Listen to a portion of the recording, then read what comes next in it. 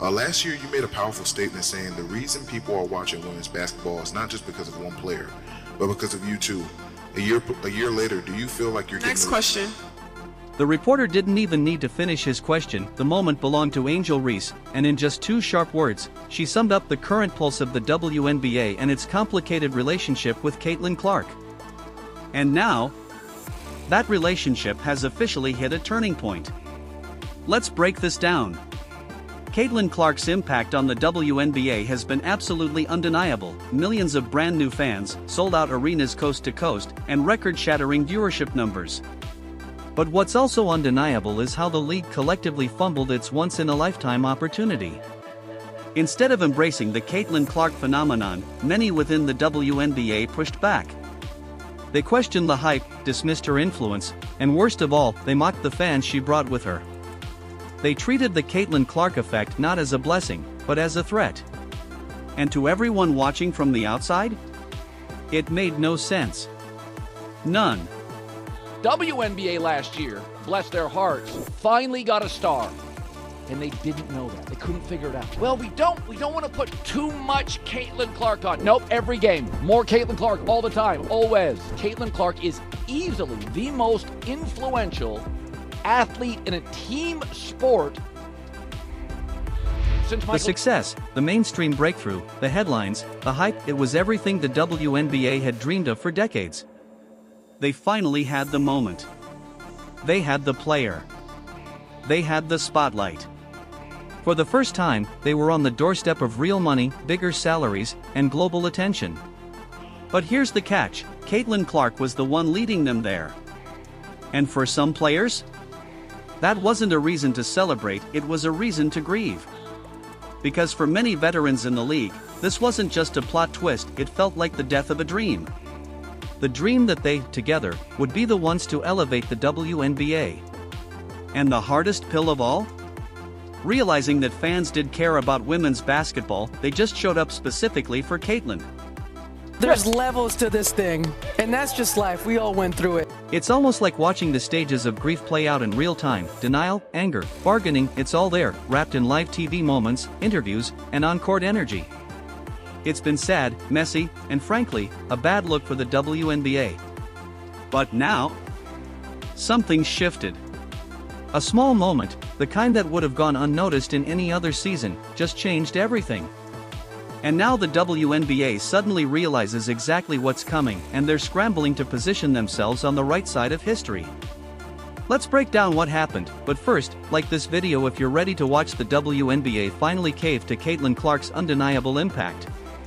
And don't forget to subscribe. Let's rewind for a second. If we say her stats are today, what? 20 points, 8.4 assists, 6 rebounds. That's crazy. But 5 crazy. By this time last season, Caitlin Clark wasn't just here, she was living rent-free in the heads of half the league. She didn't just arrive, she detonated. She tripled viewership numbers, sold out NBA arenas, and sent jersey sales into the stratosphere. Every Indiana Fever game instantly became a can't-miss event. Fans camped out for hours just to get in, and scalpers were charging playoff prices for regular season tickets. Caitlin's coming. There's more than just that are coming. What will the league have in store for them when they get there? Look, SVP, reality is coming. And the jealousy? It didn't start when she made the WNBA, it started long before she laced up her first pair of pro sneakers. Caitlin Clark arrived with generational hype. She had just shattered the NCAA's all-time scoring record, men's and women's. She carried Iowa to back-to-back national championship games.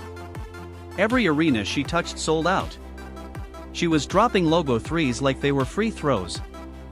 Then came the WNBA draft. No suspense. No drama. Just a coronation.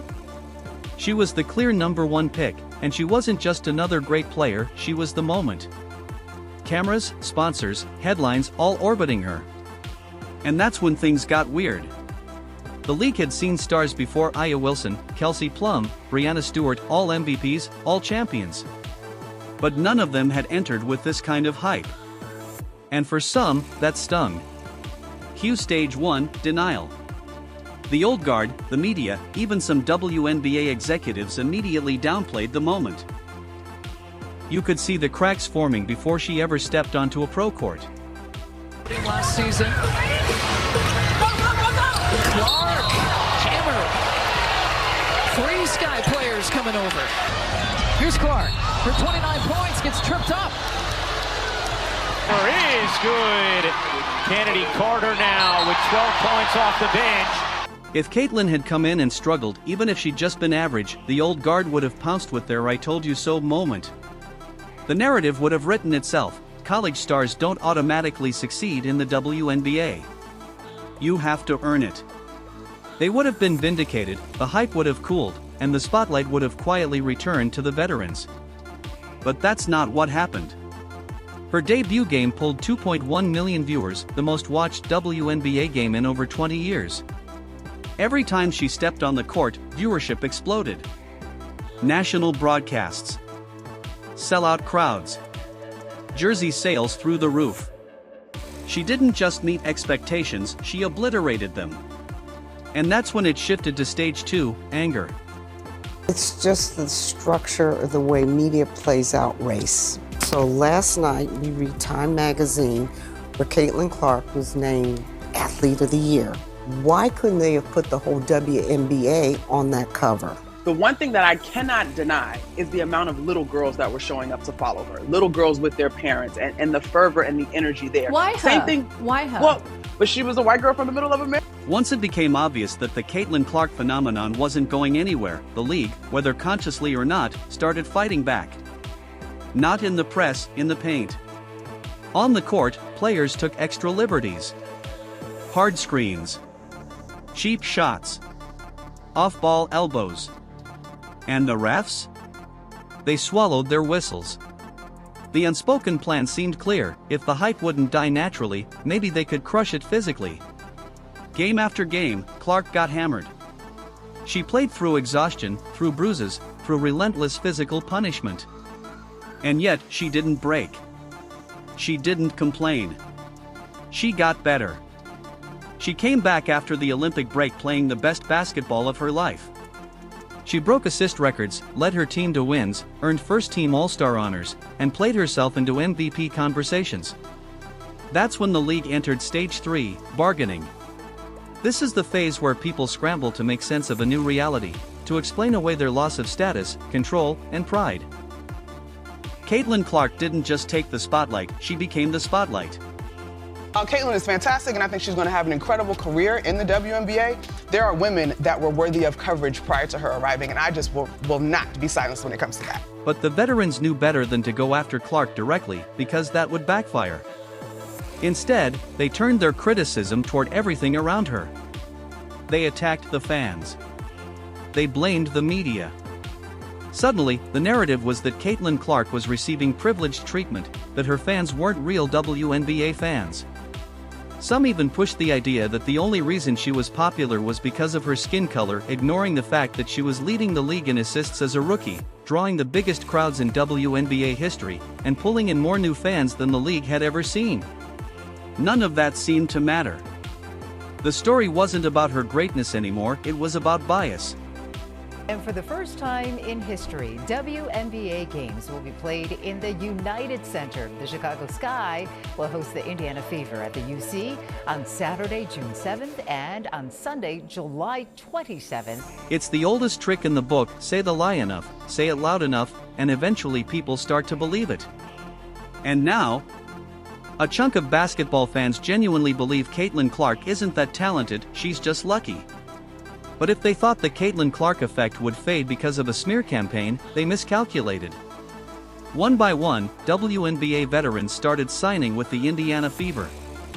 These weren't players desperate to extend their careers, these were winners.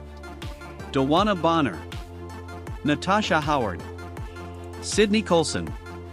Champions. Legends. And they all wanted to play with Caitlin Clark.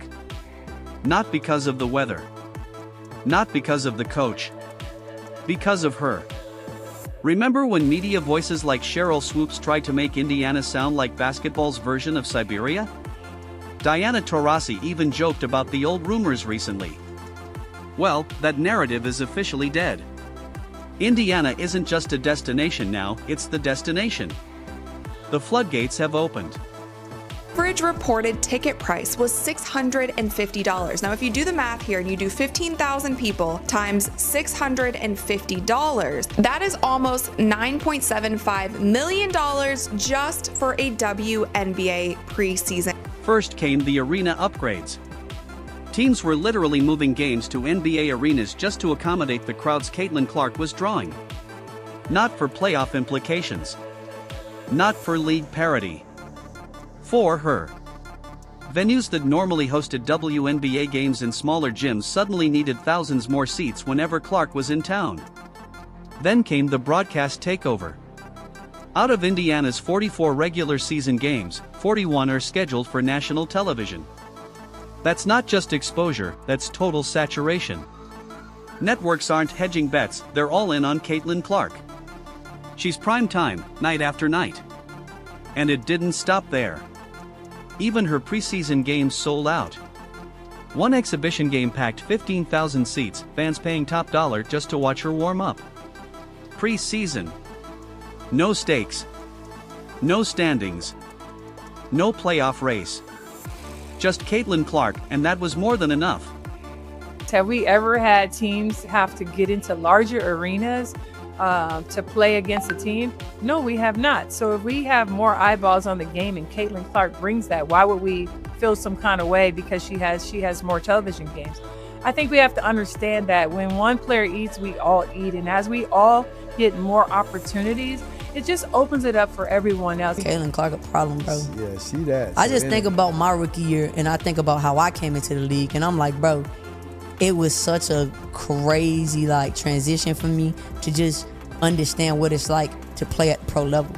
And it's like this girl coming in as a rookie and going she broke the record for assists. I don't think people really understand how crazy that is to do as a rookie your first year doing this. But that's another episode. Shout out to Caitlin, bro. The plays that she was making still, despite all that, was insane. But people were so caught up in the logo threes and the highs, the 23-point attempts per game, which absolutely I understand that. It was so much fun to watch. But I always said she could potentially be one of the best point guards to ever play in the WNBA. By this point, no one could pretend anymore. The Caitlin Clark effect wasn't just some media fad, it wasn't overhyped marketing, it was undeniable. It was raw numbers, serious money, and unstoppable momentum. For many WNBA players, that realization landed like a gut punch. Their own teams? They weren't being built around them. The promotions, the ticket pushes, the citywide buzz, all of it was tied to Caitlin's arrival. Ticket sales skyrocketed only when she was in town. Broadcasters knew it. Sponsors banked on it. Fans counted on it.